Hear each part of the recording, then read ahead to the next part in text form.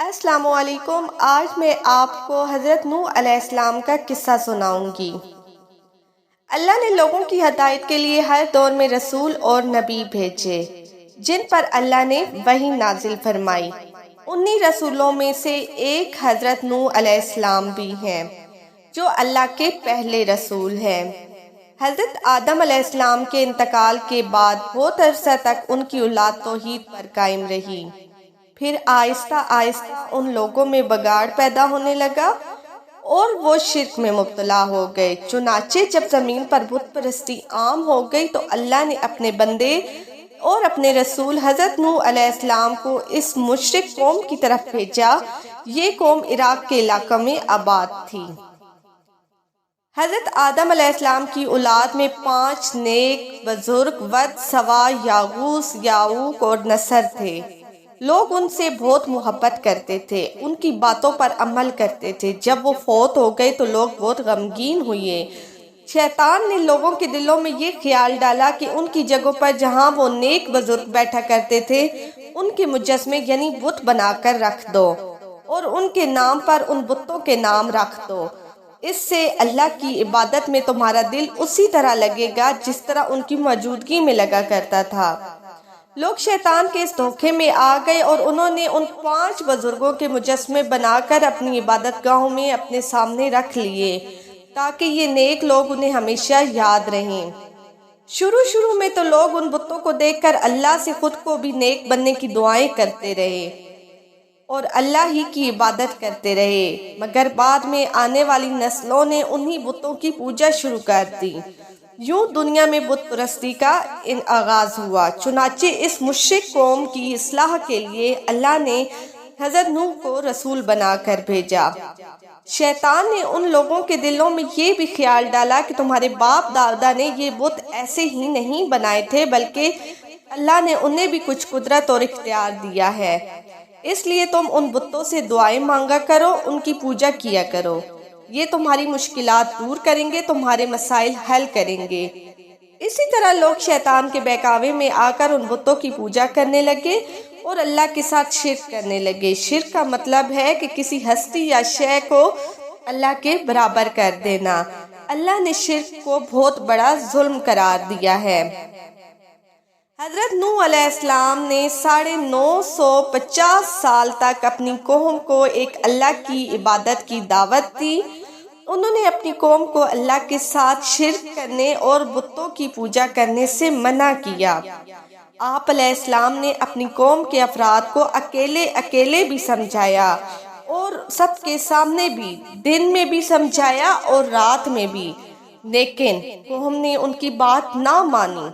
قوم نے آپ علیہ السلام کو طرح طرح کی تکلیفیں پہنچائیں اور مذاق اڑایا۔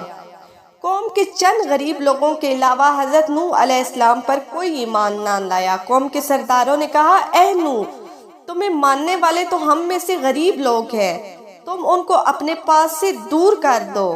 حضرت نوح علیہ السلام نے ان ایمان والوں کو دور کرنے سے انکار کر دیا۔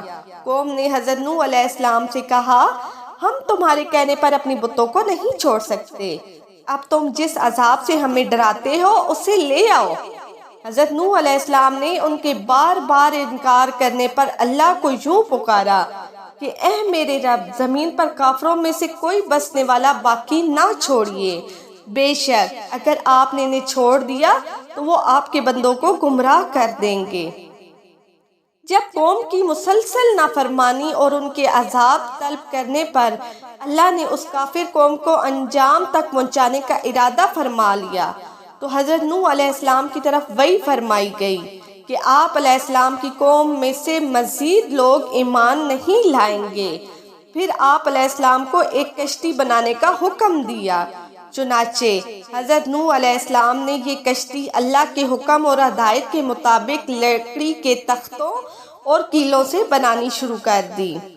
جب آپ علیہ السلام یہ کشتی بنا رہے تھے تو کافر قوم ان کا مذاق اڑا رہی تھی۔ ان کا خیال تھا کہ ہر طرف خشکی ہی خشکی ہے، یہ کشتی کہاں چلے گی؟ لیکن حضرت نوح علیہ السلام نے ان کی باتوں کی پرواہ کیے بغیر اللہ کے حکم پر عمل جاری رکھتے ہوئے کشتی بنا ڈالی۔ جب کافروں پر اللہ کے عذاب کا وقت آیا تو اللہ نے حضرت نوح علیہ السلام کو کشتی میں اپنے گھر والوں، ایمان والوں اور جانوروں کے لیے ایک ایک جوڑے کو سوار کرنے کا حکم دیا۔ اللہ کے حکم سے زمین سے پانی نکلنے لگا اور آسمان سے پانی برسنے لگا۔ دیکھتے ہی دیکھتے پانی طوفان بن گیا، پہاڑ جیسی اونچی موجیں اٹھنے لگیں۔ حضرت نوح علیہ السلام کے 3 بیٹے حضرت حام، حضرت سام اور حضرت یافس ان کے ساتھ کشتی میں سوار تھے، جبکہ ایک بیٹا یام کشتی سے باہر تھا۔ حضرت نوح علیہ السلام نے یام کو آواز دی کہ اے میرے بیٹے کشتی پر سوار ہو جا۔ اس نے کہا میں پہاڑ پر چڑھ جاؤں گا، وہ مجھے بچا لے گا۔ حضرت نوح علیہ السلام نے فرمایا کہ آج اللہ کے سوا کوئی بچانے والا نہیں۔ اچانک ایک موج آئی، ان کا بیٹا بھی دیگر کافروں کی طرح غرق ہو گیا، اور اللہ نے حضرت نوح علیہ السلام کے ساتھ کشتی میں سوار سب اہل ایمان کو محفوظ رکھا۔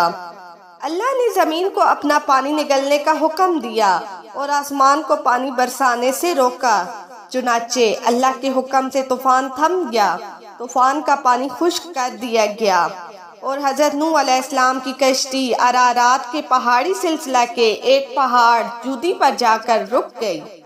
ارارات ترکی اور آرمینیا کی سرحد کے قریب ہے۔ یہ علاقہ آرمینیا کی سطح مرتفعات سے شروع ہو کر جنوب میں کردستان تک ہے۔ یہ پہاڑ آج بھی جودی ہی کے نام سے مشہور ہے۔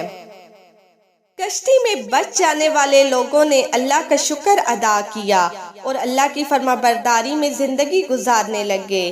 حضرت نوح علیہ السلام کے بعد ان کے ایمان لانے والے تینوں بیٹوں یعنی حضرت حام، حضرت سام اور حضرت یافس سے انسانوں کی نسل چلی، اس لیے حضرت نوح علیہ السلام کو آدم ثانی بھی کہا جاتا ہے۔ دوستو، اس قصہ سے حاصل ہونے والا سبق کیا ہے؟ سبق یہ ہے کہ شرک ایک بہت بڑا گناہ ہے، جس سے ہمیں خود کو بھی ضرور بچانا چاہیے اور دوسروں کو بھی بچنے کی دعوت دینی چاہیے۔ اللہ اور اس کے رسول صلی اللہ علیہ وآلہ وسلم کی اطاعت کرنے والے ہی دنیا اور آخرت میں کامیاب ہوتے ہیں۔